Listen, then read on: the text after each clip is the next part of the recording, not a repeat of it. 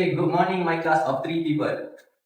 So, last week we have discussed regarding topic Mfrs 8 and 134. So, because our test is coming right up, let us recap a little bit regarding these two chapters.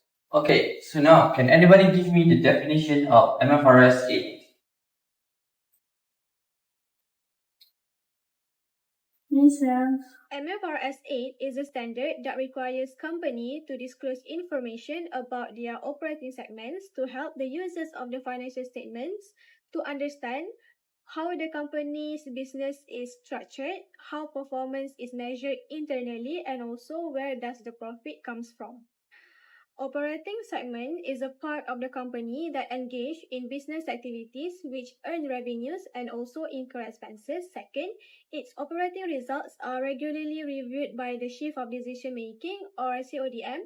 And the third one, discrete or separate financial information is available. As for an example, Genting Berhad, which is an investment holding and management company, also have a segments like leisure and hospitality, plantation, power, property, and oil and gas. Okay, now let's move on. So, can anybody give me what is CODM and provide a few examples? And also, identify two types of segmental reporting in financial statements. Anybody? Me, sir. I think I want to answer that question.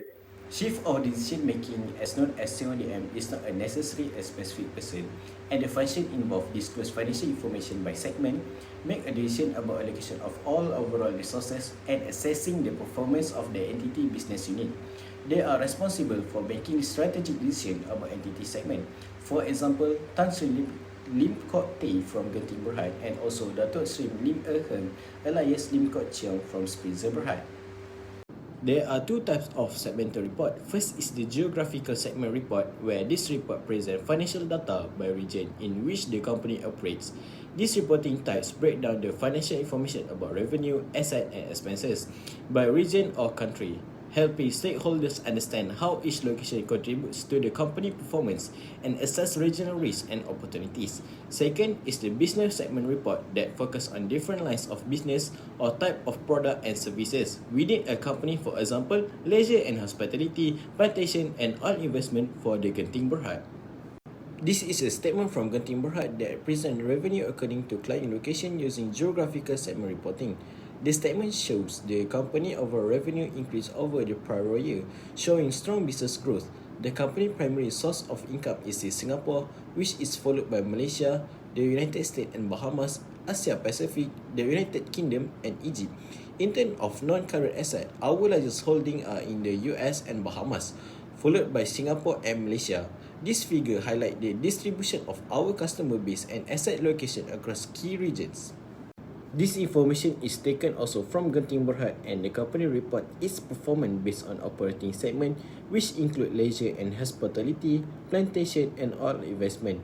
The leisure segment remains the main focus as it covers gaming hotels, food and beverage, theme park, retail, entertainment, and attraction, while plantation involves mainly in oil palm plantation in Malaysia and Indonesia, palm oil milling and related activity. The oil and gas involved in gas exploration, development, and production activities. The revenue information shows that the leisure segment continues to be the highest contributor, followed by the plantation and the oil gas segment. Overall, future performance will rely on leisure segment because it generates more revenue than previous year. One will ask, sir, I think I don't understand what are the key benefits for segmental reporting. Can you explain that to me? Sure, let me explain. Let me give you the key benefits of segmentation. The first one is enhanced transparency. What this means is stakeholders can easily see which of these segments provide profit for them. The second one is segmentation is a great way for them to analyze risk. Now, what this means is stakeholders can easily identify which of these segments is affected by the current economic conditions. Now, let's use the snippet for example. So, this snippet contains geographical segmentation and also business segmentations. Now, stakeholders can use this information to identify which of these segmentations provide more profit for them. Now, to analyze risk, let's use the business segmentation in the snippet below. The snippet below contains business such as leisure and hospitality, plant and plantation and oil. Now, For example, stakeholders can see which of these business segmentations is affected by current economic conditions, such as the plague, or floods, or etc. Now, that is all for the key benefits of segmentations. Thank you. So, I hope everyone understands regarding MFRS 8. So now, let's move on to MFRS 134. Sir, me and Safia want to explain about MFRS 134. So now I will be explaining about MFRS 134 Interim Reporting.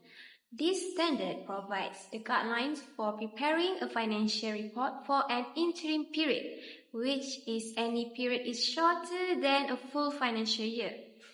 So, these reports allow for more frequent updates such as semi-annually every 6 months, quarterly every 3 months, or even bi-monthly every 2 months, rather than 12 months in a year financial reporting. Next, I will be explaining about the objective of MFRS 134, which is to enable the evaluation of an entity's financial position and performance on a continual basis. There are two types of basis preparation method, which is integral method and discrete method. But for us in MFRS 134, we will use the discrete method where reports are prepared on a periodic basis, while the integral method uses fraction of the annual report. For the content includes in MFRS 134 is the key financial statements, which is profit or loss, financial position, changes in equity, cash flow, and also required explanatory notes. The first significant event is the acquisition of the remaining 51% membership interest in Genting Empire Resorts LLC or GERL. Genting Berhad acquired this stake for a cash consideration of USD $41 million. The key change is that GERL, which was previously an associate, is now a wholly owned subsidiary and is fully consolidated into the group. This acquisition immediately impacted the financials. As for the financial position, the associates balance significantly decreased from over 2.1 billion to just 12 million and 756,000 due to the consolidation. For financial performance, the transaction led to the recognition of a loss on deemed disposal of associates as reflected in the cash flow statement. Next, I will be explaining about the second significant event is when the sale of an asset that was classified as held for sale by Genting Berhad. The effect on financial position shows the balance of assets classified as held for sale reduced to nil at 30 June 2025, down from 17.8 million. This resulted in a major effect on financial performance. It recognized a significant gain on disposal of asset held for sale of 77.1 million, which boosts our profit before taxation for the period. Next, let's move on to the third question for Part B.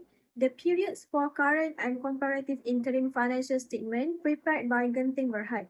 For statement of financial position, the current period are as of 30 June 2025 and its comparative period is as of 31 December 2024. The income statement for current and comparative period are only for 6 months, which starting from 1 January until 30 June 2025 for current period and 1 January until 30 June 2024 for comparative period. Next, the statement of comprehensive income for current period is 1 January until 30 June 2025, and for comparative, it is 1 January until 30 June 2024, and both are for 6 months. For both the statement of changes in equity and the statement of cash flows, the current period covers the 6 months from January 1st to June 30th, 2025. This is compared directly against the same 6 months period last year, the comparative period which ran from January 1st to June 30th in 2024. In this slide, which is the statement of the financial position and also the statement income for Genting Berhad. This one is the statement of comprehensive income for the Genting Berhad. These are the statement of changes in equity And these are the statement of cash flows for Genting Berhad. That wraps up our discussion and our class for today. So thanks everyone. Goodbye.